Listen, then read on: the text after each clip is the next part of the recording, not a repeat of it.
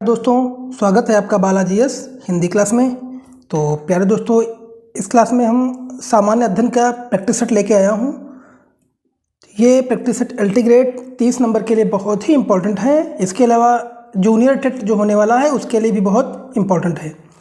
तो चलिए प्रारंभ करते हैं। राज्यसभा का पदेन सभापति होता है कौन? उपराष्ट्रपति, राष्ट्रपति, प्रधानमंत्री और स्पीकर। जो राज्यसभा का पदेन सभापति दोस्तों होता है वो कौन होता है? उपराष्ट्रपति होता है। ऑप्शन नंबर बी दोस्तों आपका सही हो जाएगा। और दोस्तों इसके पहले भी मैं कई प्रैक्टिस सेट में दे चुका हूं। अगर आप लोग ना देखे हों तो प्ले लिस्ट में जा कर के देख सकते हैं। चलिए अगला क्वेश्चन देखते हैं। निम्न में से कौन राज्यसभा का सदस्य होते हुए भी लोकसभा की कार्यवाही में भाग ले सकता है? कौन? राज्यसभा का मनोनीत सदस्य जो क्षेत्र विशेषज्ञ हो, या राज्यसभा के उपसभापति, या मंत्री जो राज्यसभा का सदस्य हो, या राज्यसभा में सदन का नेता, या इसमें से कोई नहीं। तो दोस्तों ये आपका हो जाएगा। जो राज्यसभा का सदस्य होते हुए भी लोकसभा में की कार्यवाही में भाग ले सकता है वो कौन है? मंत्री जो राज्यसभा का सदस्य हो वही भाग ले सकता है, जो कि ऑप्शन नंबर सी दोस्तों आपका सही हो जाएगा। निम्नलिखित में से कौन राज्यसभा की एकांतिक शक्ति के अंतर्गत आता है? नई अखिल भारतीय सेवाओं का सृजन, आकस्मिक रिक्ति में भारत के उपराष्ट्रपति का निर्वाचन, और राज्यसभा के विधान परिषद की समाप्ति, या अपने सभापति को अपदस्थ करना। जो राज्यसभा की एकांतिक शक्ति के अंतर्गत आता है वो दोस्तों आता है कि नई अखिल भारतीय सेवाओं का सृजन करना। तो ऑप्शन नंबर आपका ए दोस्तों आपका सही हो जाएगा। चलिए अगला है। अगला आपका दोस्तों, राज्यसभा की लोकसभा के समान शक्तियां किस क्षेत्र में हैं? नई अखिल भारतीय सेवा गठित करने के विषय में, या संविधान में संशोधन करने के विषय में, या सरकार को हटाने के विषय में, या कटौती प्रस्ताव प्रस्तुत करने के विषय में। तो जो समान शक्तियां हैं वो क्या है आपका? संविधान में संशोधन करने के विषय में। ऑप्शन नंबर बी दोस्तों आपका सही हो जाएगा। अगला, निम्नलिखित में से कौन सा विधेयक राज्यसभा में प्रथम बार प्रस्तावित नहीं किया जा सका? साधारण विधेयक, सांवैधानिक विधेयक, संशोधन विधेयक, या राज्य पुनर्गठन विधेयक, या धन विधेयक। तो इसमें जो आपका उत्तर हो जाएगा दोस्तों, जो प्रस्तावित नहीं किया जा सकता है वो क्या है? धन विधेयक। ऑप्शन नंबर डी दोस्तों आपका सही हो जाएगा। राज्यसभा से संबंधित निम्नलिखित कथनों में से कौन सा एक सही है? राज्यसभा का विघटन नहीं होता है। इसके सदस्य राज्यों में प्रादेशिक निर्वाचन क्षेत्रों से प्रत्यक्ष निर्वाचन द्वारा चुने जाते हैं, या राज्यसभा यथाशीघ्र अपने किसी सदस्य को अपना सभापति चुनती है, या भारत के महान न्यायवादी को राज्यसभा में बोलने का अधिकार है। तो आपका ऑप्शन जो हो जाएगा दोस्तों कि राज्यसभा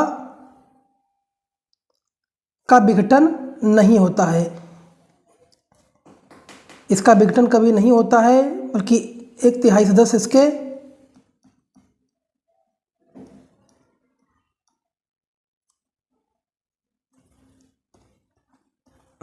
चलिए अगला है। केंद्र सरकार में उच्चतम नागरिक सेवा अधिकारी कौन है? भारत का महान न्यायवादी, मंत्रिमंडल सचिव, गृह सचिव, वित्त सचिव। तो आपका उच्चतम नागरिक सेवा अधिकारी होता है वो मंत्रिमंडल सचिव होता है। ऑप्शन नंबर बी दोस्तों सही हो जाएगा। भारतीय संविधान के किस अनुच्छेद के अंतर्गत अखिल भारतीय सेवाओं का प्रावधान किया गया है? 310 में, या 311 में, 313 में, या 312 में? जो अखिल भारतीय सेवाओं का प्रावधान किया गया है अनुच्छेद 312 में। ऑप्शन नंबर सी दोस्तों सही हो जाएगा। जानवरों के प्रति क्रूरता की रोकथाम को भारतीय संविधान के किस सूची में रखा गया है? केंद्र सूची, राज्य सूची और समवर्ती सूची। चलिए इसमें आपके 3 ही ऑप्शन हैं, तो ये ऑप्शन हैं। ऑप्शन नंबर आपका सी सही हो जाएगा, समवर्ती सूची। पंचायती राज विषय निम्नलिखित में से किस सूची में सम्मिलित है? संघीय सूची, राज्य सूची, समवर्ती सूची और अवशिष्ट सूची। तो पंचायती राज जो है वो राज्य सूची का विषय है। ऑप्शन नंबर बी दोस्तों सही हो जाएगा। निम्नलिखित में से कौन सा विषय भारतीय संविधान की 7वीं अनुसूची की सूची सेकंड समवर्ती सूची में शामिल है? दंड प्रक्रिया, पुलिस, कारागार, लोक व्यवस्था। तो जो इसमें से समवर्ती सूची में है वो दंड प्रक्रिया है। ऑप्शन नंबर ए दोस्तों सही हो जाएगा। निम्न में से कौन सा बांध नर्मदा नदी पर नहीं है? बरगी, ओंकारेश्वर, इंदिरा सागर और बाणसागर। तो नर्मदा नदी पे आपके तीनों ओंकारेश्वर बांध भी है, बरगी भी है, इंदिरा सागर है, लेकिन बाणसागर नहीं है। तो ऑप्शन नंबर डी दोस्तों आपका सही हो जाएगा। इंदिरा सागर बांध किस नदी पर स्थित है? ताप्ती नदी, नर्मदा नदी, कृष्णा, कावेरी और गंगा। तो इंदिरा सागर जो बांध स्थित है वो नर्मदा नदी पर है। ऑप्शन नंबर बी दोस्तों सही हो जाएगा। हरियाली योजना संबंधित है मृदा प्रबंधन से, वायु प्रबंधन से, फसल प्रबंधन से और जल प्रबंधन से। तो जो हरियाली योजना दोस्तों है ये जल प्रबंधन से।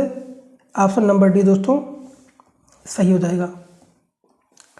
भारत में उष्णकटिबंधीय वर्षा वन की उपस्थिति है असम और नागालैंड में, उड़ीसा और छत्तीसगढ़ में, उत्तर प्रदेश और महाराष्ट्र में, असम और केरल में। तो आपका हो जाएगा असम और केरल में। भारतीय राष्ट्रीय कांग्रेस का अंतिम अधिवेशन जिसमें बाल गंगाधर तिलक ने भाग लिया था? कलकत्ता अधिवेशन 1906 में, सूरत अधिवेशन 1907 में, कलकत्ता अधिवेशन 1917 में और अमृतसर अधिवेशन 1919 में। तो जो बाल गंगाधर तिलक ने भाग लिया था अमृतसर अधिवेशन 1919 में। निम्नलिखित में से किस आंदोलन के कारण भारतीय राष्ट्रीय कांग्रेस का विभाजन हुआ जिसके परिणामस्वरूप नरम दल और गरम दल का उद्भव हुआ? ये कौन है दोस्तों? तो ये आपका हो जाएगा स्वदेशी आंदोलन, भारत छोड़ो आंदोलन, असहयोग आंदोलन या सविनय अवज्ञा आंदोलन। तो नरम दल और गरम दल का उद्भव हुआ स्वदेशी आंदोलन से हुआ था। ऑप्शन नंबर ए दोस्तों सही हो जाएगा। निम्न में कौन उग्रपंथी नहीं था? बाल गंगाधर तिलक, मदन लाल उधम सिंह और गोपाल कृष्ण गोखले। तो इसमें दोस्तों नहीं कह रहा है उग्रपंथी नहीं थे। तो आपके ये तीनों उग्रपंथी थे, लेकिन गोपाल कृष्ण गोखले नरम दल के सदस्य थे। तो ऑप्शन नंबर डी दोस्तों सही हो जाएगा। वहीं पे देखिए राष्ट्रीय आंदोलन में निम्न में से किसने नरम दली के तौर पर नहीं जाना जाता है? दोस्तों इसमें उल्टा दोनों में पूछा गया है। उसमें भी नहीं था और उसमें भी नहीं है। तो नहीं पे ज़रूर फोकस करिए। तो नरम दल के रूप में कौन नहीं जाना जाता है? तो आपका जो है बाल गंगाधर तिलक को गरम दली नेता थे, ये नरम दल के नहीं थे। बाकी ये दो आपके नरम दल के थे। तो ऑप्शन नंबर दोस्तों ए सही हो जाएगा, बाल गंगाधर तिलक। किसने कहा था तिलक भारतीय शांति के जनक हैं?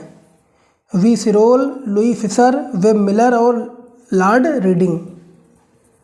तो अशांति के जनक के रूप अशांति का जनक है कौन? तिलक जी। तो ये किसने कहा था? वी सिरोल ने कहा था। ऑप्शन नंबर ए दोस्तों सही जाएगा। तो दोस्तों अगर वीडियो अच्छा लगा हो तो लाइक करिए, कमेंट करिए, चैनल को सब्सक्राइब कर लीजिए। इसके पहले कई पार्ट में दे चुका हूँ, अगर आप लोग ना देखे हो तो प्लेलिस्ट में जा कर के देख सकते हैं। और ये आपका 10 से 5 मिनट का वीडियो दोस्तों रहता है, इसको आप ज़रूर देखिए क्योंकि ये बहुत इंपॉर्टेंट क्वेश्चनों को छांट के किताबों से लाता हूँ आपके लिए, जो मोस्ट इम्पॉर्टेंट होते हैं और आने की संभावना सिलेबस के अनुसार है। और ये सारे क्वेश्चन आपके कहीं ना कहीं यूपीएससी में और हर जगह आए हुए हैं और संभावना बनती है इनकी दोबारा आने की, इसलिए ये सारे क्वेश्चंस आपके सामने लेके आता हूँ। और कहीं भी पढ़िए आप, लेकिन ये प्रैक्टिस सेट 10 से 5 मिनट का होता है, 10-15 मिनट का होता है, बहुत ज़्यादा 10 मिनट का होता है। तो आप इसको ज़रूर देख लिए करिए एक बार, तो आपसे इससे फ़ायदा मिलेगा। धन्यवाद।